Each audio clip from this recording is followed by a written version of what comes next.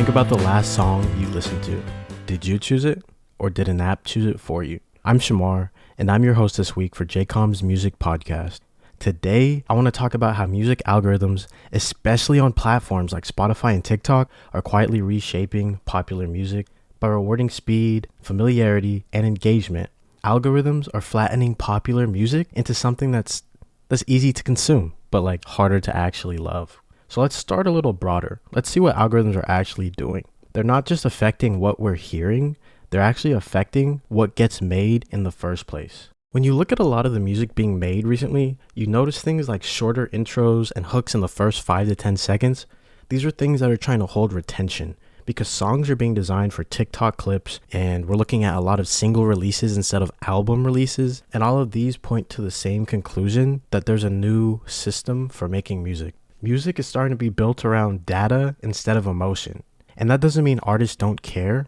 It just means that this system that's being created rewards certain types of behavior. And once the music is out, algorithms are deciding what actually gets heard and what doesn't. Platforms are measuring clicks, skips, shares, fast engagement. And it's like if a song doesn't grab you instantly, the algorithm treats the song like a failure. A lot of older music creation strategies like slow builds up to the big finale, experimental sounds, or emotional complexity in the lyrics, all of this is becoming a lost art simply because the system is not looking for this sort of music. And what this really means is that artistic depth is getting replaced with instant gratification, not because listeners don't want the depth, but because the system isn't rewarding it. The system isn't putting it out, and therefore it's not being created as much. There's actually a lot of research that backs this up, including the idea that algorithm pick music is less diverse than what users are choosing themselves, because when people are choosing the music themselves, there's a lot more diversity in the music.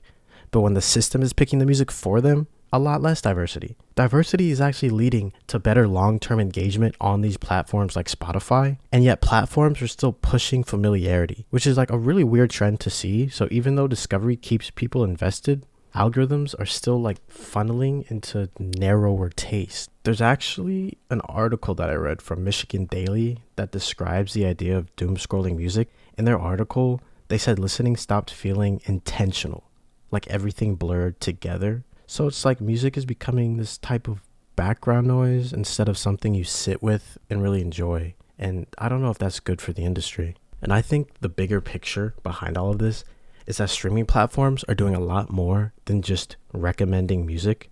They're actually deciding careers, because playlist placement can determine a lot of an artist's success, which means artists feel pressure to fit into this algorithmic system. And when discovery is controlled by platforms, creativity is now at risk.